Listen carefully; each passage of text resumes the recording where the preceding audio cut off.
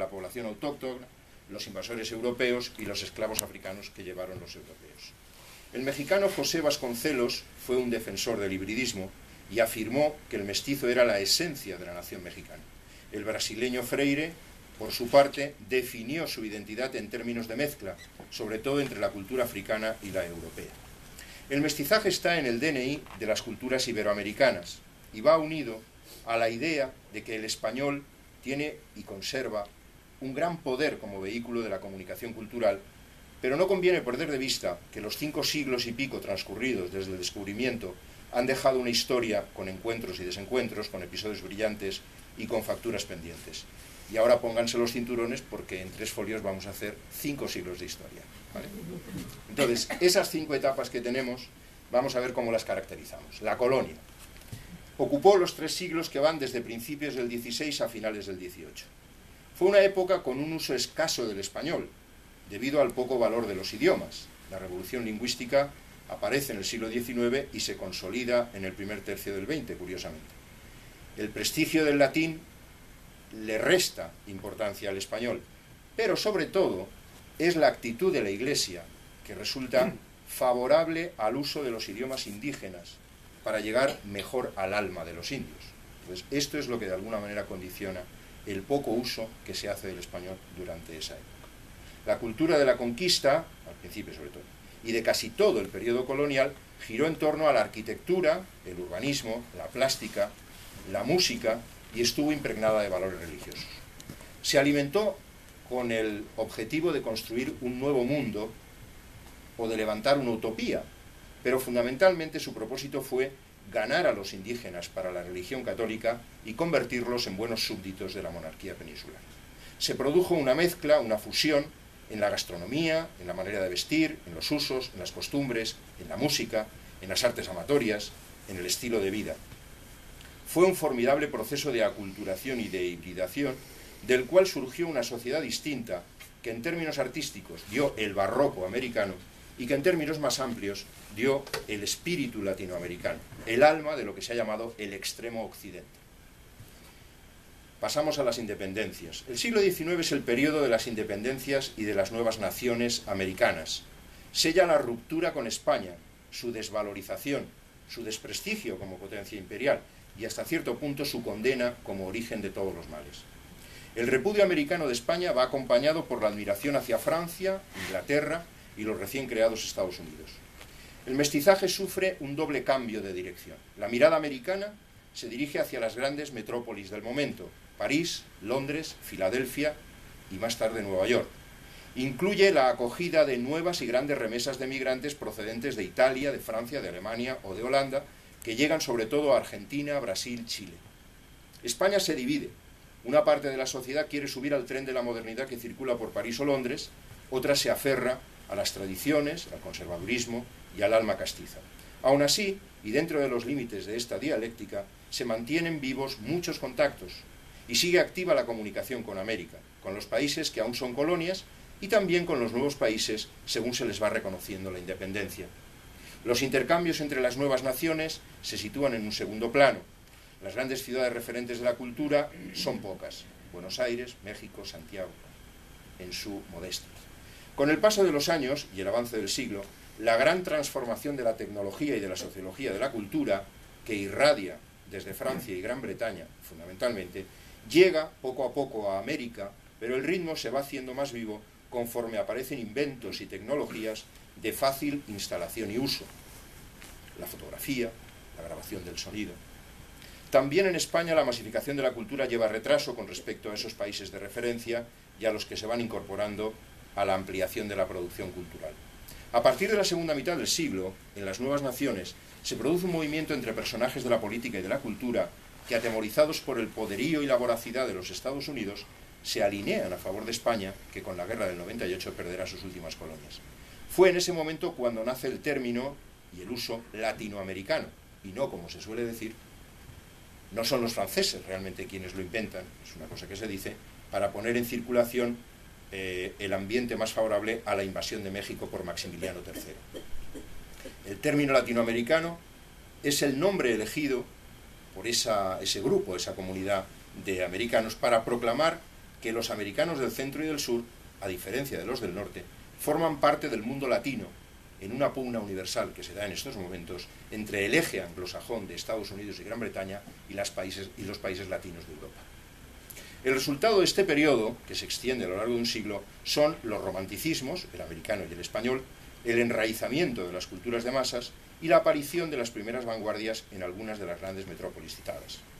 Curiosamente, al proclamar la independencia de España, las nuevas naciones eligen el español como idioma oficial, y esto garantiza la pervivencia. Bueno, hay disputas, se discute en unos casos si es el francés el adecuado, si es un idioma indígena el que se tiene que privilegiar, pero es el español el que se elige fundamentalmente por las burguesías criollas que de alguna manera protagonizan las independencias. Y esto garantiza la pervivencia de las tradiciones y del patrimonio de la época colonial, facilita la recuperación de la comunicación con la antigua metrópoli y, sobre todo, mantiene vivo el ideal de una comunidad grande por encima de las barreras nacionales, que no pierden su condición, estas barreras nacionales, de creación artificial, forzada o imaginaria. Le pido disculpas al embajador de Chile que está aquí. Es mi punto de vista sobre las barreras nacionales. Lo que se rechazaba políticamente se mantenía culturalmente y se conservaba ese rescoldo de mestizaje interatlántico y los códigos para la comunicación interamericana, empezando por esa nueva idea de una América Latina que no resultaba contradictoria con la España derrotada y perpleja que desde la otra orilla iban a pensar poco después los escritores del 98. Llegamos al siglo XX y a lo que es, en un primer momento, el reencuentro. Desde España, la generación del 98 piensa Hispanoamérica. Las vanguardias latinoamericanas se miran en el espejo de París o siguen los modelos de Londres o Nueva York, pero sus viajes suelen tener una escala en Madrid. Los que vienen a Europa, claro, los que van a Estados Unidos ya son otra cosa. Son momentos de crecimiento del consumo cultural, la literatura, la música, el cine, sobre todo el cine, aunque la poesía, el teatro y la pintura conservan su vigor, marcando la pauta de la creación, enarbolando la bandera de las vanguardias, y se atiende con gran respeto al pensamiento, a la filosofía. Las figuras de Rubén Darío, Federico García Lorca, César Vallejo o Pablo Neruda cumplen un papel de referentes para toda la hispanidad, para las culturas del español. Es además el momento en que una generación entera de pensadores o ensayistas, algunos ya mencionados, buscan una identidad nacional para México, para Argentina, para Perú, para Brasil, para Chile, y a diferencia de lo que fuera habitual a principios del siglo XIX, ahora incluyen en ese pensamiento la dimensión americana o hispanoamericana. El compromiso del creador, la figura del intelectual, la proyección política o ideológica de cada nombre, actúan también en muchos casos con la irradiación iberoamericana, desde Ortega y Gasset a Octavio Paz o Jorge Luis Borges. La hibridación, el mestizaje, entendidos como tradición compartida y como código de comunicación, adquieren un esplendor que se concreta en los estilos literarios, el interés por los repertorios teatrales, la buena recepción de las artes plásticas y la reputación de Madrid, México, La Habana o Buenos Aires como capitales de una cultura común. Será el caldo de cultivo propicio para que la diáspora republicana española encuentre una acogida extraordinaria y a la vez natural en México, en Argentina, en muchos otros países, y para que el cinematógrafo, el arte del siglo XX, la más popular y globalizada industria cultural, consiga una muy interesante circulación en el conjunto de las culturas iberoamericanas. Algo que poco después reforzará el triunfo de los grandes actores y actrices argentinos y mexicanos en toda América y también en España, y que también ayudará sobremanera a la aclimatación de Luis Buñuel en el cine mexicano, dando origen a una de las más interesantes experiencias de mestizaje de esa época. La música popular latinoamericana, por otra parte, encuentra en España una interesante plataforma de lanzamiento camino de Europa, aunque sigan siendo París y después Nueva York los lugares donde se consagran internacionalmente el tango, el bolero, la salsa o la bossa nova.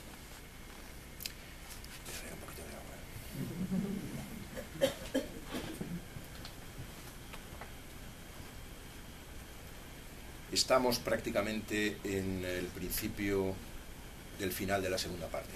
No sé lo que significa eso.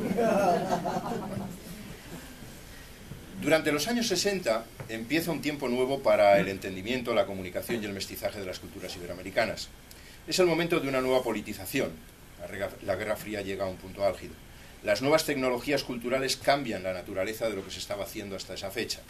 El gran avance de la cultura de masas, con el cine, la radio y la televisión, propulsa una nueva manera de hacer cultura y, sobre todo, permite llegar a más públicos y a capas más populares del público.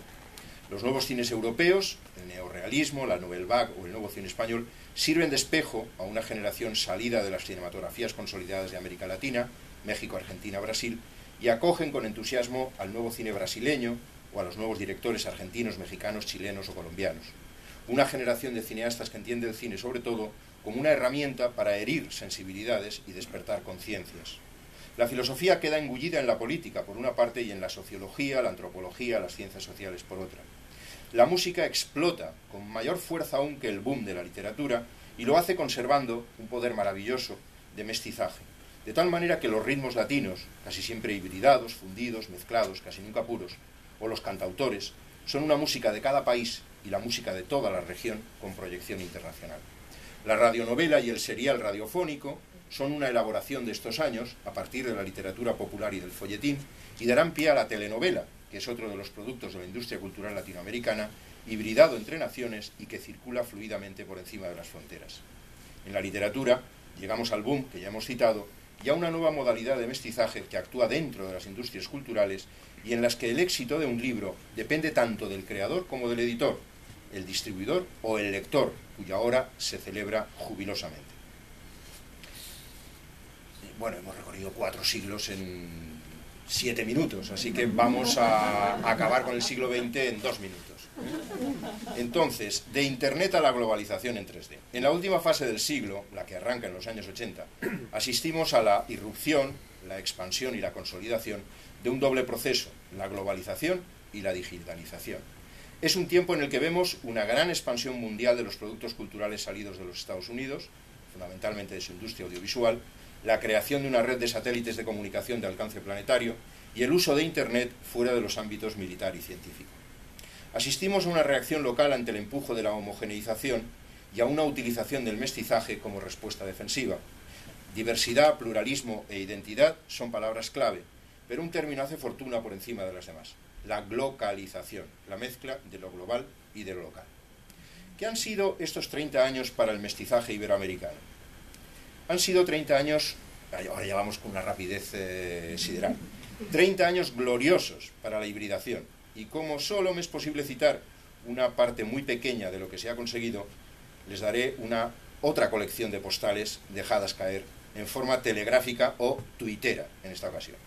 La cooperación de las academias de la lengua y los progresos enormes del español por todo el mundo, la movilidad y la multiplicación de los contactos de creadores, productores y espectadores, la institucionalización de la cooperación interatlántica y recientemente de la interamericana, la apertura del universo iberoamericano a Europa y a Estados Unidos con una diáspora compleja y pujante, la consolidación de una red de metrópolis con valor de referencia cultural y la aparición de un entramado empresarial que va desde los grandes conglomerados hasta los emprendedores personales. Llegamos así al futuro, por fin llegamos al futuro. Casi 40 minutos después, y tras un largo rosario de evocaciones, la pregunta: ¿qué nos espera cuando acabe la crisis en la que vivimos y que parece actuar como bisagra entre dos épocas? Esteban me decía que son 20 años, ¿no?, lo que tenemos, más o menos, ¿no?, que son los peores, ¿no? Luego ya, vamos a ver si tarda menos, ¿eh? Ser un poco optimista. Sí, mucho más optimista. Mi hipótesis realmente es que esa crisis no va a durar tanto, tiene los días contados, y que estamos realmente en el umbral de una nueva etapa en la que lo que se pone en juego, se está poniendo en juego ya, es la configuración y el asentamiento de media docena, o poco más, de espacios lingüístico-culturales que responden a una nueva división del mundo. La mejor versión, por cierto, que yo he encontrado, la da un sociólogo sueco, Göran Therborg, en su libro El Mundo, guía para principiantes, cuya competencia entre estos espacios lingüístico-culturales determinará lo que va a pasar en los próximos 20 o 30 años. Una pluralidad de espacios y de modelos de expresión, narración o distracción cultural. El anglosajón, ciertamente, el europeo, el chino, el indio, el ruso, el árabe, el africano y el hispano o iberoamericano. Los modelos no obedecen a un único criterio. En el musulmán es crucial la religión. El chino y el indio incluyen elementos de sus tradiciones y versiones propias de la modernidad. El europeo es el más cosmopolita, pero el de menor alcance por su complejidad. el anglosajón es el de mayor alcance y con un mayor componente industrial o comercial. En el espacio de la cultura iberoamericana, además del mestizaje, hay otras fuerzas poderosas, desde las que defienden el indigenismo hasta las que nos empujan al abismo de la banalización o la recaída en el nacionalismo ramplón, o las que refuerzan aún más el dominio de la cultura norteamericana o anglosajona, la cultura del inglés, que sin duda es la que ya enseñorea y va a seguir enseñoreando el espacio digital con todo lo que eso significa. Pero la fuerza del mestizaje cuenta mucho y puede servir como la fuente principal para que en ese juego, en ese nuevo juego de espacios culturales, el nuestro, el iberoamericano, acabe produciendo un modelo narrativo, expresivo y de entretenimiento propio e idóneo para un consumo propio y adecuado para su proyección en el mapamundi de las culturas. No será fácil conseguirlo, hay mucho trabajo por hacer. Ir todos juntos, aprender a valorar y amar la cultura propia, sacar el orgullo de lo latino o de lo iberoamericano, dar prestigio a nuestras marcas como ya se lo damos a nuestro idioma, o en términos más técnicos, ayudar a la circulación interna de las obras propias, reforzar el papel de nuestras ciudades, cuidar la diáspora, reforzar los programas de cooperación, favorecer el viaje y la comunicación de los creadores, impulsar el aprovechamiento de los recursos de la digitalización o sofisticar el papel del Instituto Cervantes y de las instituciones que ya actúan y también de las que se puedan crear con un alcance intercontinental o interamericano. Esta es la idea que les propongo como respuesta para las dos preguntas que me han guiado durante esta exposición. El mestizaje es posible, goza de buena salud, puede ser muchísimo mejor que ahora y puede ser la punta de lanza de esa segunda marca, de ese modelo, de esa segunda marca compartida en esa especie de gran plataforma iberoamericana de fomento y sobre todo de difusión de las culturas en español en el mundo global que está a nuestro alcance cuidar y perfeccionar. Estoy acabando. Dicho lo cual, conviene recordar, porque claro, Ula se preguntará, ¿y por qué le ha cambiado el nombre a la conferencia? Pues aquí está la explicación. Dicho lo cual, conviene recordar también que la cultura solo adquiere pleno sentido cuando se comprende como experiencia viva en cada uno de nosotros, por poderosas y fuertes que puedan ser las instituciones, los agentes y los intereses que mueven su creación, su producción y su distribución. Desde ese ángulo, alguien tiene derecho a decir que el mestizaje que estoy defendiendo esta tarde aquí pone en peligro el vigor de nuestras experiencias más íntimas, el vigor de nuestras raíces. Mi punto de vista es otro. Creo que la hibridación, de la que hablamos, es un proceso que convierte esas raíces en vínculos flexibles y portátiles. Le debo esta idea al gran diplomático, traductor y amante de la cultura iberoamericana Peter Landelius, que la expuso en junio de este año. Pues es verdad que las llevamos con nosotros y las necesitamos, pero también es cierto que progresivamente las vamos encontrando más fáciles de airear, más cómodas de alimentar y muy adecuadas para su transporte allá donde vayamos, de manera que viajamos con ellas, las llevamos de una nación a otra, saltamos de una generación a otra, o cambiamos de una comunidad deportiva, religiosa o recreativa a otra. Y no nos sentimos mal, porque junto a esas raíces portátiles sigue funcionando una miríada de vasos comunicantes, más aún cuando todo transcurre en los espacios de una tradición compartida o cuando tenemos vehículos de comunicación tan poderosos como el español.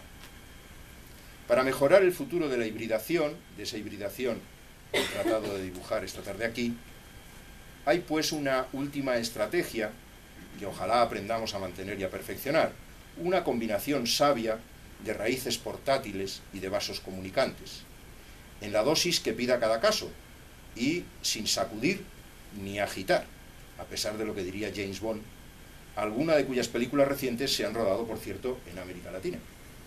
Un caso, pues, otro caso, como el corte del pelo del embajador, de hibridación y mestizaje, del que también podemos hablar, pero en fin, esa es otra historia y ya veremos si tenemos tiempo para quedar. Muchas gracias.